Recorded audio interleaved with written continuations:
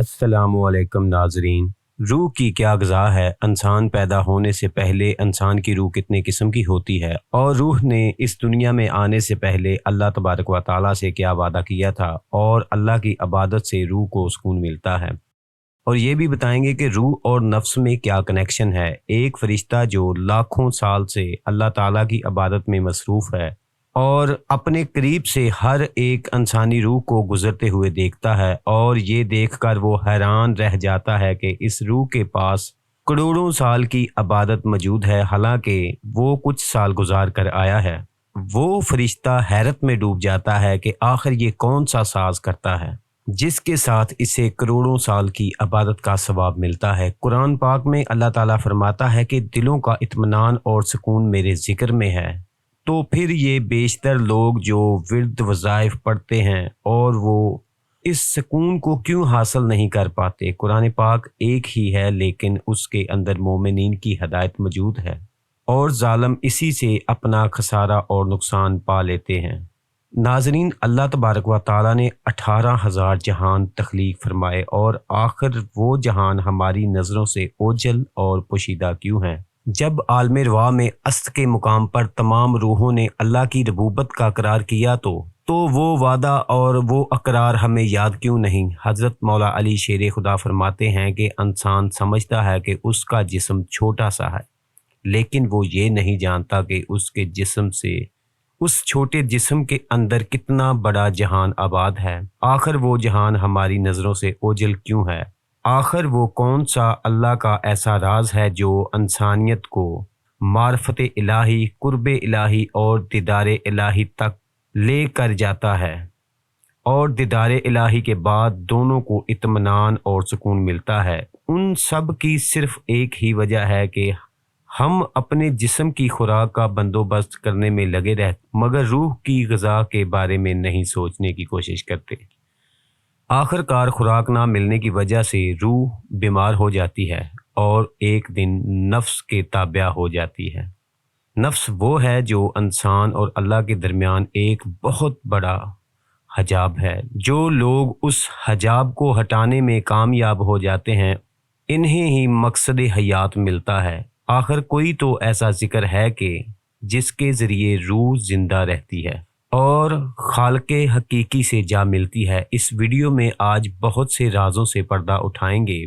Video को like कीजिएगा, share कीजिएगा और हमारे चैनल अदब जोन्स को ज़रूर सब्सक्राइब कीजिएगा ताकि हमारा और आपका राब्ता बना रहे। नाजरीन, हम बचपन से सुनते आ रहे हैं कि अल्लाह का जिक्र रूह की ग़िज़ा है।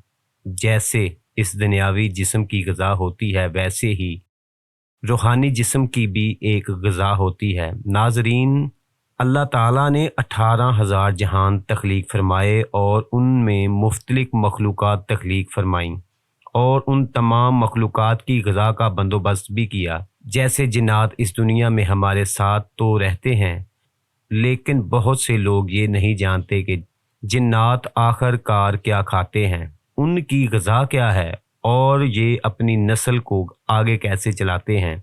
हर मखलूक की एक ख़ास ग़िज़ा होती है जिसके अंदर उसकी हयात का सामान रखा जाता है। जैसे रेशम का कीड़ा शहतूत खाता है तो रेशम पैदा करता है। शहद की मक्खी फूलों का रस चूसती है तो शहद पैदा करती है और तंदुरुस्त रहती है।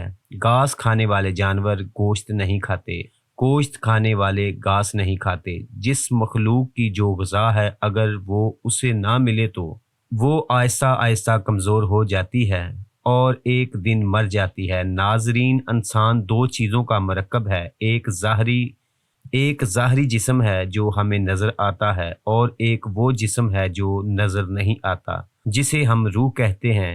जिस्म सिर्फ दो चीज़ें जानता है कि अपनी ग़िज़ा का बंदोबस्त करना, अपने आप को तंदुरुस्त रखना, अपनी नस्ल को आगे बढ़ाते रहना, जबकि रूह जहाँ से आई है हमेशा वहाँ जाना ही चाहती है। रूह अल्लाह का अमर है और ये अल्लाह की तरफ ही राग़िब होती है। रूह हमेशा से खालके हकीकी की मार्फत के लिए तड़पती रहती है और मार्फत इलाही, कुर्ब इलाही और दीदार इलाही रूह की मंजिलें हैं। ہماری بدقسمتی یہ ہے کہ ہمیں جسمانی خوراک کے بارے میں تو بتایا جاتا ہے، لیکن روحانی خوراک کے بارے میں زیادہ انفارمیشن نہیں دی جاتی۔ تو آج آپ جان لیں گے کہ روح کی غذا کیا ہے اور روح کو زندہ اور تابندہ رکھنے کے لیے آخر کار کیا کرنا چاہیے۔ پیارے دوستو، ایک ذکر زبان سے کیا جاتا، کچھ لوگ ہلکی آواز میں کرتے ہیں اور کچھ اونچی آواز میں کرتے ہیں۔ اللہ کے مختلف صفاتی ناموں سے اللہ کو پکارا جاتا ہے، اور اس خاص نام کے اثر کو آپ اپنی زندگیوں میں محسوس کرنے لگیں گے۔ زبان ہر وقت ذکر اللہ میں مصروف رہتی ہے اور زبان میں تاثیر پیدا ہو جاتی ہے۔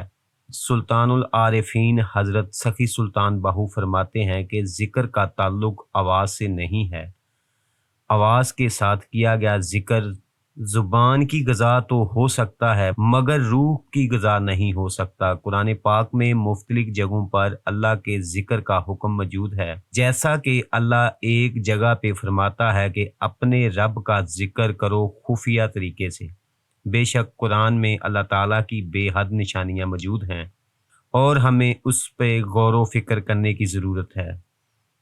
آپ یہ خفیہ طریقے سے کیا جانے والا ذکر دوسروں سے اذکار بالکل الگ اور مختلف ہے۔ برصغیر پاک و ہند میں بہت سے صوفیہ اکرام کا سلسلہ چلتا آ رہا ہے اور بہت سے صوفیہ اکرام نے ذکر کا تعلق سانسوں کے ساتھ کیا ہے۔ بہت سے لوگ کلمہ طیبہ کا ذکر سانسوں کے باہر جانے اور اندر آنے کے ساتھ کرتے ہیں۔ مختصر یہاں پر یہ جان لینا بھی ضروری ہے کہ انسان کے اندر ایک نہیں بلکہ بہت سی روحیں موجود ہیں، جنہیں آپ سپرٹس کہتے ہیں، کچھ لوگ انہیں لطائف کہتے ہیں اور کچھ لوگ انہیں ارواح کہہ کر پکارتے ہیں۔ مختلف زبانوں میں مختلف ناموں سے پکارتے ہیں۔ ماں کے پیٹ میں بچے کی پہلی سٹیج پر روح جمادی اس کے اندر آ جاتی ہے اور یہ روح پہاڑوں میں موجود ہوتی ہے۔ جب بچہ نشو و نما پانی شروع کرتا ہے تو اس کے اندر روح نباتاتی آ جاتی ہے جو کہ پودوں میں ہوتی ہے۔ جب یہ بچہ ماں کے پیٹ میں حرکت کرنی شروع کرتا ہے تو اس وقت روح حیوانی آ جاتی ہے جو کہ جانوروں کے اندر ہوتی ہے۔ جب وہ بچہ اس دنیا میں آتا ہے اور پہلی سانس لیتا ہے تو روح انسانی اس کے اندر آ جاتی ہے، اور اگر وہ بچہ سانس لینے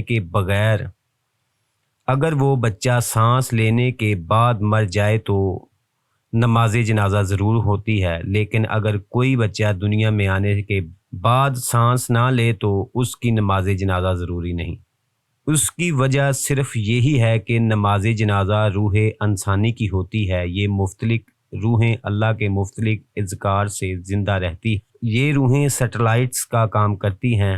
کسی روح کا تعلق پہلے آسمان سے ہے، کسی کا دوسرے آسمان سے ہے، کسی روح کا تیسرے آسمان سے تعلق ہے، کسی کا چوتھے آسمان سے تعلق ہے۔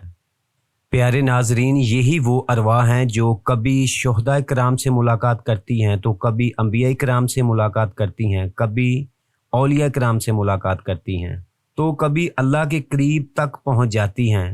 اب بات کرتے ہیں جو روحوں کی حقیقی غذا ہے۔ اللہ تعالیٰ کے بہت سے صفاتی نام ہیں۔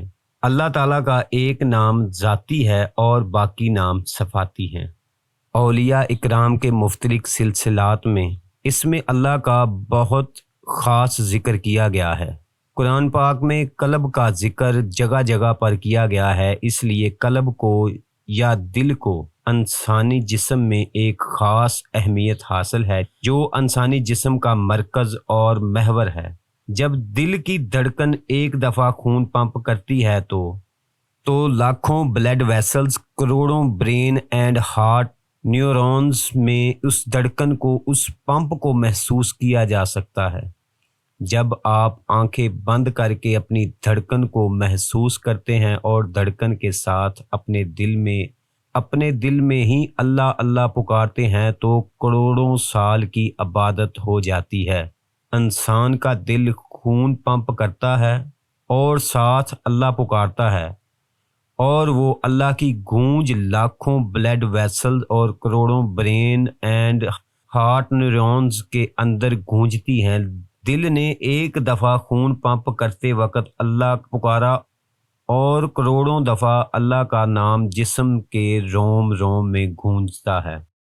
یہی وہ خاص بات ہے کہ جس کے ذریعے انسان فرشتوں پر سبقت لے جاتا ہے، کیونکہ فرشتوں کے پاس نورانی جسم تو موجود ہے مگر ان میں دل نہیں ہے۔ جب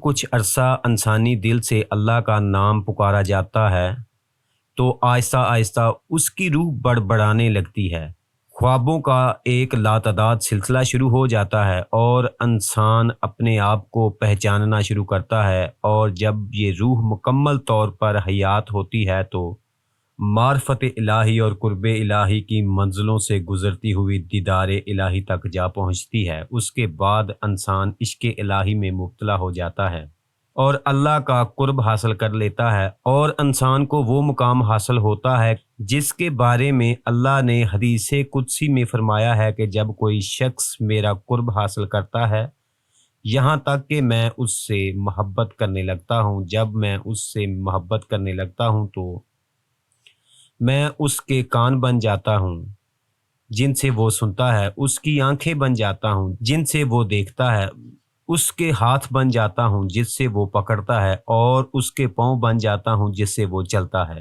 یعنی انسان کے روم روم میں اللہ سما جاتا ہے، اور اس کے بعد انسان جو بھی کرتا ہے وہ اللہ کی مرضی سے کرتا ہے۔ قرب الہی میں ڈوبتا ڈوبتا انسان اپنی ذات کو فنا کر دیتا ہے۔ فنا کا مقام وہ مقام ہے جب انسان اپنی ذات کو فنا کر دیتا ہے اور دوسرے کئی جہان انسان کے لیے ایک جیسے ہو جاتے ہیں۔ وہ اس دنیا میں رہتے ہوئے مختلف جہانوں کی سیر کرتا ہے، جیسا کہ 18,000 جہان اللہ تبارک و تعالیٰ نے اپنے اولیاء کرام اور انبیاء کرام کی پرواز کے لیے تخلیق فرمائے ہیں۔ تو انسان اپنی روح کو زندہ کرنے کے بعد ان جہانوں کا مشاہدہ کر اور اللہ تبارک و تعالیٰ کی نشانیوں سے اللہ تعالیٰ کے مزید قریب ہوتا جاتا ہے، اور پھر ایک مقام آتا ہے کہ اللہ اسے دنیا کے سامنے ظاہر کرتا ہے جیسے سورج اپنی روشنی کو ظاہر کرتا ہے اور کستوری اپنی خوشبو کو ظاہر کرتی ہے۔ یہ وہ مقام ہے جس کے بارے میں قرآن مجید میں اللہ تعالیٰ فرماتا ہے کہ میرے وہ بندے لا خوف ہو جاتے ہیں، یعنی انہیں کسی چیز کا ڈر اور خوف نہیں رہتا، چاہے وہ موت ہی کیوں نہ ہو۔ دھڑکنوں سے کیا گیا یہ ذکر انسان کی روح کو نفس کی قید سے آزاد کروا دیتا ہے اور اس کی روح کو رام بخشتا ہے، اور وہ بندہ اللہ کے بہت قریب ہو جاتا ہے اور لوگوں کی حاجت روائی کرتا ہے، دکھی انسانوں کے لیے ہمیشہ پیش رہتا ہے، مظلوموں سے محبت کرتا ہے اور ظالموں کو اپنی ٹھوکر پہ رکھتا ہے، بیماروں کی بیماریاں چھین لیتا ہے، بدبختوں کی بدبختیاں چھین لیتا ہے، دکھیوں کے دکھ چھین لیتا ہے، محبت سے نفرت کو ختم کر دیتا ہے۔ اللہ تعالیٰ فرماتا ہے اور ہم تمہیں دکھائیں گے اپنی نشانیاں کھلے آسمان کے تلے اور تمہارے اپنے ہی اندر، اور تم کہہ اٹھو گے یہی حق ہے۔ تو اللہ کی پہچان اللہ کی نشانیوں سے ہی کی جا سکتی ہے، اور اللہ تعالیٰ کی نشانیاں اللہ کے نام سے ہی ظاہر ہوتی ہیں۔ جب لاکھوں کروڑوں اربوں فرشتے اللہ کی عبادت کے لیے موجود تھے تو پھر انسان کا تخلیق کرنا صرف عبادت کے لیے نہیں تھا۔ ایک حدیث قدسی میں ہے کہ اللہ فرماتا ہے کہ میں ایک چھپا ہوا خزانہ تھا اور میں نے چاہا کہ پہچانا جاؤں، تو انسان اس دنیا میں اللہ تعالیٰ کی پہچان کے لیے آیا ہے، جس پہچان کو معرفت الہی کہتے ہیں۔ اگر انسان نے دنیا میں آ کر معرفت الہی حاصل نہیں کی تو ٹھیک ہے، ورنہ اس کا دنیا میں آنا یا نہ آنا ایک ہی برابر ہے۔ معرفت الہی ہی وہ منزل ہے کہ جس کے لیے انسان اس دنیا میں آیا ہے۔ لوگوں کی غلطیاں اور کوتاہیاں نوٹ کرنے کی بجائے ضروری یہ ہے کہ ہمیں اپنے اوپر کام کرنا چاہیے، اپنے اندر کا سفر ہی ہے جو کرنا چاہیے۔ من میں ڈوب کے پا جا سراغ زندگی، تو اگر میرا نہیں بنتا تو نہ بن، اپنا تو بن۔ پیارے ناظرین، اگر آپ کو یہ ہماری ویڈیو اچھی لگی ہے تو ہمارے ادب زونز چینل کو ضرور سبسکرائب کریں۔ تو اپنے اندر کا سفر بہت ضروری ہے، اور اس سفر میں اللہ کے نام انسان کی بہت رہنمائی کرتے ہیں۔ اس بتائے گئے طریقے سے اگر آپ ذکر اسم اللہ ذات کو جاری رکھتے ہیں تو اس کی بے پناہ روحانی طاقت کا مشاہدہ آپ بہت جلد کر لیں گے۔ آپ دیکھیں گے کہ کسی ذکر اسم اللہ ذات کا جو دل سے کیا جاتا ہے اور دھڑکنوں سے کیا جاتا ہے، آپ کی زندگی میں رنگ اور روشنیاں لے کر آئے گا، اور آپ کی روح روشنیوں میں نہانا شروع کرے گی۔ آپ کی آنکھوں کے سامنے ایسے ایسے جہان کھلیں گے جو آج سے پہلے آپ نے کبھی نہیں دیکھے ہوں گے۔ ایسے ایسے نفوس سے ملاقات ہوگی جس کے بارے میں عام آدمی سوچ بھی نہیں سکتا۔ اللہ تعالیٰ آپ کو اور مجھے معرفت الہی کا چھوٹا سا قطرہ بھی نصیب فرما دے تو اس دنیا میں آنے کا مقصد پورا ہو جائے گا۔ اللہ تعالیٰ ہمیں اپنی روح کی غذا کھانے کی توفیق عطا فرمائے، اور اللہ تعالیٰ ہمیں اپنے حفظ و امان میں رکھے۔ اللہ حافظ۔